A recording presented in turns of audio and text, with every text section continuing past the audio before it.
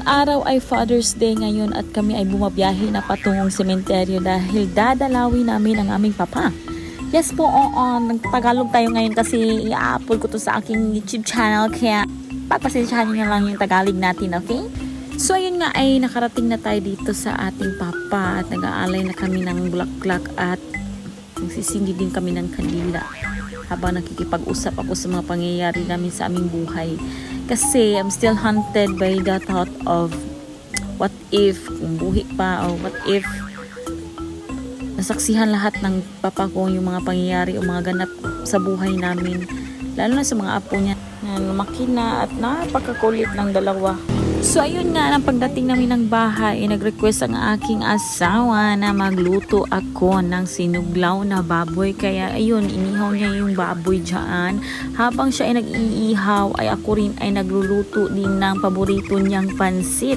At paborito din ito ng papa ko, no? So ayun nga, sa ganitong paraan, mafulfill ko yung request ng asawa ko na magluluto ako ng mga paborito niyang pinapaluto sa akin.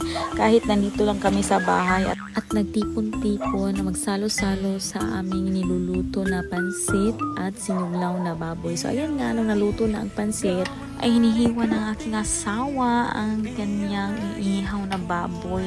At habang siya ay naghihiwa dyan, napapa-thank you Lord na lang talaga ako dahil binigyan niya ako ng mister na wala talaga ang kaluho-luho sa buhay. At totoo pala yung kasabihan nila no, na a key to a man's heart is through his stomach. Kanya na ganyan talaga siya. Ayaw na ayaw niya yung mga bagay-bagay na ibibigay ko sa kanya. Dahil nung papalapit na yung Father's Day, tinanong ko siya kung ano yung gusto niyang regalo na galing sa akin. Ay wala talaga siyang ibang sinagot kundi magluto lang daw ako ng pansit. What? Ang paborito niya. At ayun, yun lang talaga yung gusto niya. Yung kumakain kami ng sabay-sabay.